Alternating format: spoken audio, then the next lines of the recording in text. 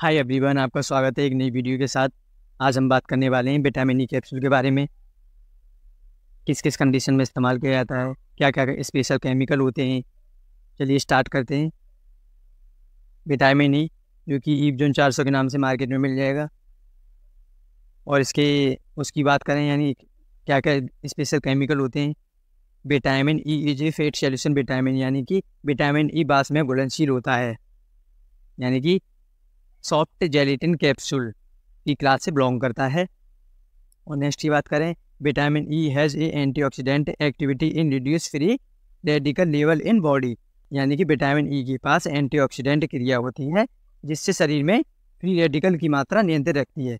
Next की बात करें, vitamin E has special chemical component which is cell tocopherol, यानी कि विटामिन ई के पास विशिष्ट केमिकल रूप होता है जिसे टोकाफेरोल कहते हैं। और इसके नॉर्मल रेंज की बात करें, यानी कि इतनी सामान्य मात्रा होनी चाहिए हमारी बॉडी में विटामिन ई की। विटामिन ई की नॉर्मल रेंज होती है 5.7 इंटू 17.0 mg पर लीटर, यानी कि 5.7 से 17 mg पर लीटर इसकी रेंज होनी चाहिए हमारी बॉडी में।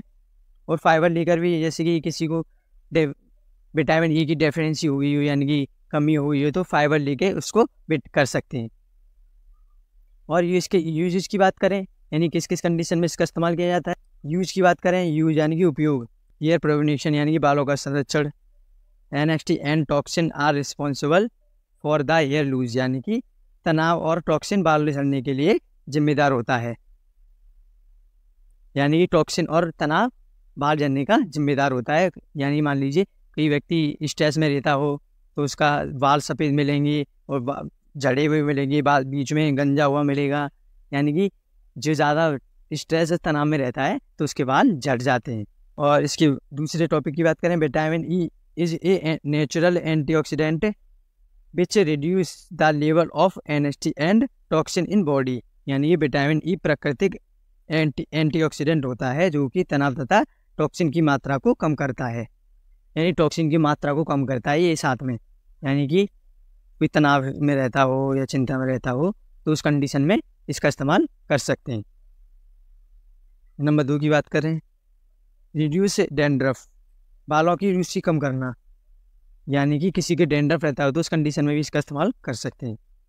Vitamin E reduce the level of dandruff and promoted growth of hair, यानी कि विटामिन ई रूस काम करता है तथा बालों की वृद्धि को बढ़ाता है, यानी कि न्यू बाल उगाएगा और साथ में डैंड्रफ भी कम करेगा। और यूज़ कैसे करना है, ये आपके घर में सिर में लगाने वाला तेल तो ज़रूर होगा, तो उसमें एक कैप्सूल मिला सकते हैं, उसके साथ यूज कर सकते हैं। नंबर 3 की बात करें, स्किन प्रोटेक्शन यानी कि त्वचा की रक्षा। Vitamin E protect skin from sunburn and moisturise skin, यानी कि विटामिन ई त्वचा को धूप से जलने से बचाता है। विटामिन ई का कैप्सूल जो लोग उपयोग करते हैं तो उनकी स्किन धूप से जलने से बचाता है और मॉइस्चराइज से बनाकर रखता है, यानी कि मॉइस्चराइज यानी कि सुंदर और सुशील बना के रखता है।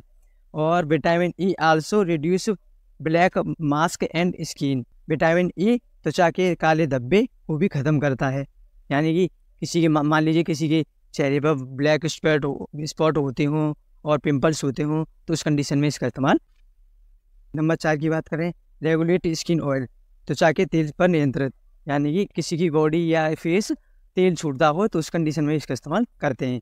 विटामिन ई त्वचा में उत्पन्न होने वाले तेल जैसे सीबम को नियंत्रित रखता है जिससे त्वचा का तेलियापन कम होता है। नंबर 5 की बात करें, नेल्स प्रोटेक्शन, यानी कि नाखूनों की सुरक्षा, नाखूनों की सुरक्षा भी करता है। ये की बात करें, नेल्स प्रोटेक्शन यानी कि नाखूनों की सुरक्षा। Vitamin E provide flexibility to the nails and increase strength, यानी कि विटामिन ई नाखूनों को लचीला बनाता है जिससे वह बहुत मजबूत हो जाते हैं। नंबर 6 की बात करें, वॉइड हेलिंग यानी कि घाव भरने में भी इसका इस्तेमाल स्पेशल किया जाता है। Vitamin E is a natural antioxidant which help to healing of wound, यानी कि विटामिन ई प्राकृतिक एंटीऑक्सीडेंट होता है और यह घाव भरने में ज़्यादा इस्तेमाल किया जाता है। विटामिन ई डेफिशिएंसी यानी कि विटामिन ई की कमी से, यानी कि विटामिन ई की कमी हुई तो क्या क्या समस्याएं देखी जा सकती हैं। स्किन डिसऑर्डर यानी त्वचा संबंधित समस्या, विटामिन ई की मात्रा कम हो गई है बॉडी में तो स्किन डिसऑर्डर हो जाता है, त्वचा संबंधित समस्या हो सकती है। वेसिस प्रॉब्लम यानी कि देखने में समस्या, विटामिन ई की कमी से देखने में भी समस्या हो सकती है। लो इम्यूनिटी, प्रतिरोध क्षमता कम होना यानी कि कमजोरी महसूस होना, ऐसी कंडीशन देखी जा सकती है जब विटामिन ई की मात्रा हमारी बॉडी में कम हो जाती है। जब मसल्स वीकनेस, मांसपेशियाँ कमज़ोर होना, मांसपेशियाँ भी कमज़ोर हो सकती हैं जब विटामिन ई की कमी हो जाए तब। Thank you for watching guys. आप मेरे चैनल पर नए हो तो चैनल को सब्सक्राइब करें, और यह वीडियो केवल जानकारी के लिए है, कोई भी पर्सनली दवा ना ले। और कोई भी दवा के बारे में जानकारी चाहिए तो आप मेरी वीडियो देख सकते हैं। एक बार चैनल को विजिट कीजिए, बहुत सारी इन्फॉर्मेशन पढ़िए, एक एक वीडियो देखिए। जब तक के लिए थैंक यू, और नए टॉपिक पर मिलते हैं नेक्स्ट वीडियो में। Bye bye.